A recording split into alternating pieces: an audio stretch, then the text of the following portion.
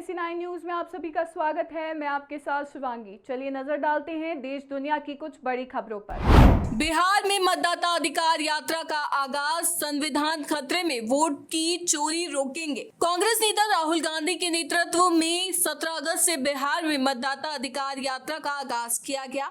यात्रा की शुरुआत सासाराम से शुरू हुई, जिसमें राहुल गांधी के साथ तेजस्वी यादव और महागठबंधन के अन्य प्रमुख नेता भी शामिल हुए।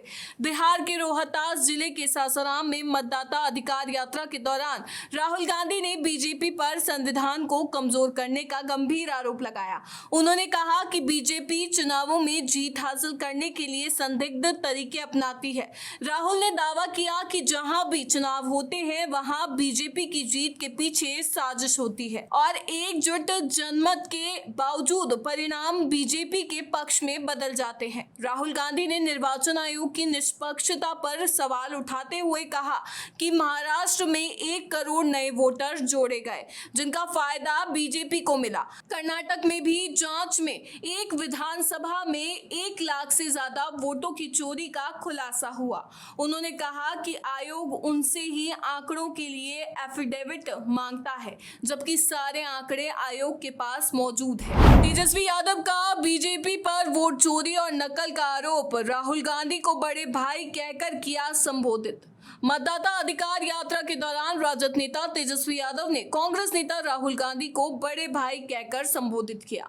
उन्होंने बिहार से इस यात्रा की शुरुआत के लिए राहुल का धन्यवाद किया। तेजस्वी यादव ने कहा कि ये यात्रा वोट के अधिकार को बचाने की लड़ाई है, जो छोट का राज यानी सत्ता की चोरी को रोकने के लिए है। तेजस्वी ने बीजेपी पर निर्वाचन आयोग के जरिए वोट चोरी का आरोप लगाया। उन्होंने दावा किया कि जीवित लोगों को मृत घोषित कर उनके वोट काटे जा रहे हैं। अपनी विधानसभा राघोपुर का उदाहरण देते हुए उन्होंने कहा कि कई लोगों के नाम मतदाता सूची से गलत तरीके से हटाए गए। तेजस्वी ने इसे वोट की चोरी नहीं, डकैती करार दिया। तेजस्वी ने बताया कि लालू यादव ने डॉक्टरों की मनाही के बावजूद जनता के लिए सासाराम पहुंचकर मंच साझा किया। उन्होंने बीजेपी को चूना रगड़ने की तुलना खेनी के साथ की और कहा कि बिहार का बच्चा बच्चा तीखी मिर्च की तरह जवाब देगा। तेजस्वी ने जनता से वोट चोरी करने वालों को सबक सिखाने की अपील की। दिल्ली को मिल गया नया एक्सप्रेसवे, 5,360 करोड़ रुपए की लागत से तैयार। प्रधानमंत्री नरेंद्र मोदी ने आज करीब 11,000 करोड़ रुपए की लागत से बने द्वारका एक्सप्रेसवे के दिल्ली खंड और अर्बन एक्सटेंशन रोड का उद्घाटन किया। द्वारका एक्सप्रेस वे के दिल्ली वाले हिस्से को औपचारिक रूप से आज शुरू कर दिया गया है। 29 किलोमीटर लंबे इस एक्सप्रेस वे का 19 किलोमीटर हिस्सा हरियाणा में, जिसका उद्घाटन पिछले साल ही कर दिया गया था। आज बचे हुए 10 किलोमीटर के सेक्शन का उद्घाटन हुआ है। करीब 5,360 करोड़ रुपए की लागत से तैयार एक्सप्रेस वे का 10 किलोमीटर लंबा दिल्ली खंड यशोभूमि, दिल्ली मेट्रो की ब्लू और ऑरेंज लाइनों, आगामी बिजवासन रेलवे स्टेशन और द्वारका क्लस्टर बस डिपो को मल्टी मॉडल कनेक्टिविटी प्रदान करेगा। प्रधानमंत्री मोदी मार्च 2024 में लोकसभा चुनाव से पहले गुरुग्राम में इस एक्सप्रेसवे के 19 किलोमीटर लंबे खंड का उद्घाटन किया था। मशहूर यूट्यूबर एल्विश यादव के घर पर बदमाशों ने कई राउंड फायरिंग की है। बदमाशों ने ये फायरिंग एल्विश यादव के गुरुग्राम स्थित घर की घटना की जानकारी मिलते ही गुरुग्राम पुलिस ने मौके पर पहुंचकर अपनी जांच शुरू कर दी है। अभी तक की जांच में सामने आया है कि यूट्यूबर के घर पर करीब 12 राउंड फायरिंग की गई है। घटना सुबह 5 से 6 बजे के बीच की है। जिस समय एल्विश के घर पर फायरिंग हुई उस दौरान एल्विश घर पर नहीं थे। फायरिंग के दौरान उनके घर पर उनका केयरटेकर और उनके परिवार के कुछ सदस्य मौजूद थे। इस घटना को लेकर एल्विश या उनके परिवार की तरफ से अभी तक पुलिस ने कोई शिकायत नहीं दी गई है। जांच में पता चला है कि 3 बदमाश बाइक से आए थे। इनमें से 2 बदमाश ने एल्विश के घर पर फायरिंग की और मौके से फरार हो गए। जम्मू कश्मीर के कठुआ जिले के गांव में बादल फटने की घटना सामने आई है। अभी तक की जानकारी में पता चला है कि 4 लोगों की मौत हो गई है, जबकि कई लोग लापता बताए जा रहे हैं।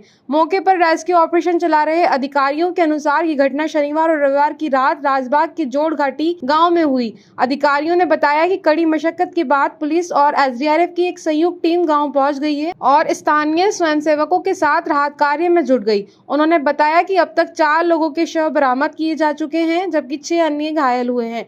जिन्हें अस्पताल ले जाया जा रहा है। भारी बारिश के कारण अधिकांश जलाशयों का जलस्तर तेजी से बढ़ गया है। उज्ज नदी के खतरे के निशान के पास बह रही है। जिला प्रशासन स्थिति पर कड़ी नजर रखे हुए है और लोगों से जलाशयों से दूर रखने की अपील की है। आपको बता दें कि कुछ दिन पहले किश्तवाड़ा में भी बादल फटने की घटना सामने आई थी। उस घटना में 60 लोगों की मौत हो गई थी, जबकि कई अभी तक लापता बताए जा रहे हैं। बीजेपी संसदीय बोर्ड की आज शाम होने वाली बैठक में एनडीए के उपराष्ट्रपति पद के उम्मीदवार के नाम पर फैसला लिया जा सकता है। बीजेपी और उसकी सहयोगी पार्टियों के बीच 7 अगस्त को हुई मीटिंग में एनडीए के उपराष्ट्रपति पद के उम्मीदवार को चुनने का अधिकार प्रधानमंत्री नरेंद्र मोदी और बीजेपी के राष्ट्रीय अध्यक्ष जेपी नड्डा को दिया गया है। उम्मीदवारों के नाम पर सहमति बन जाने के बाद बीजेपी अपने सहयोगी दलों को इसकी जानकारी देगी। इस बैठक में पीएम नरेंद्र मोदी भी मौजूद रहेंगे। आपको बता दें कि विपक्ष की ओर से उम्मीदवार उतार जाने की स्थिति में उपराष्ट्रपति के चुनाव के लिए 9 सितंबर को वोटिंग होगी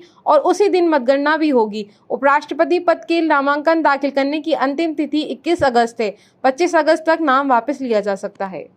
अंतरिक्ष यात्री शुभांशु शुक्ला अंतर्राष्ट्रीय अंतरिक्ष स्टेशन की अपनी ऐतिहासिक यात्रा के बाद रविवार को भारत लौटने वाले हैं। वे अपने अनुभव मित्रों एवं सहकर्मियों के साथ साझा करने के लिए उत्सुक हैं। भारतीय अंतरिक्ष अनुसंधान संगठन 2027 में अपनी पहली मानव अंतरिक्ष उड़ान पर नजर गड़ाए हुए हैं। शुक्ला पिछले 1 साल से अमेरिका में हैं और आईएसएस के लिए एक्सियोम 4 मिशन का प्रशिक्षण ले रहे थे। शुक्ला के यहाँ पहुंचने के बाद प्रधानमंत्री नरेंद्र मोदी से मिलने और उसके बाद अपने गृहनगर लखनऊ जाने की उम्मीद है कि वे 22 या 23 अगस्त को राष्ट्रीय अंतरिक्ष दिवस समारोह में भाग लेने के लिए राजधानी में वापस आएंगे। शुक्ला ने इंस्टाग्राम पर एक हवाई जहाज में बैठे हुए अपनी एक मुस्कुराती हुई तस्वीर पोस्ट की और साथ में लिखा कि अमेरिका छोड़ते समय वे मिश्रित भावनाओं से भरे हुए थे और अपने अनुभव सभी के साथ साझा करने के लिए भारत लौटने को लेकर उत्सुक हैं। शुक्ला ने पोस्ट किया कि भारत वापसी के लिए विमान में बैठते ही मेरे दिल में कई तरह की भावनाएं उमड़ रही हैं। मुझे उन शानदार लोगों को पीछे छोड़कर जाने का दुख है जो इस मिशन के दौरान पिछले 1 साल से मेरे दोस्त और परिवार थे। मैं मिशन के बाद पहली बार अपने सभी दोस्तों, परिवार और देश के सभी लोगों से मिलने को लेकर भी उत्साहित हूँ। मुझे लगता है जिंदगी यही है। रूस और यूक्रेन के बीच 3 साल से चल रहे संघर्ष को खत्म करने के उद्देश्य से कल अलास्का में अमेरिकी राष्ट्रपति डोनाल्ड ट्रंप और रूस के राष्ट्रपति व्लादिमीर पुतिन के बीच अहम बैठक हुई। दोनों नेताओं ने बैठक के बाद एक संयुक्त प्रेस कॉन्फ्रेंस की। इस प्रेस वार्ता में दोनों नेताओं ने शांति की दिशा में बढ़ाए गए कदमों की जानकारी दी। साथ ही उम्मीद जताई कि ये समझौता यूक्रेन में स्थायी समाधान का रास्ता खोल सकता है।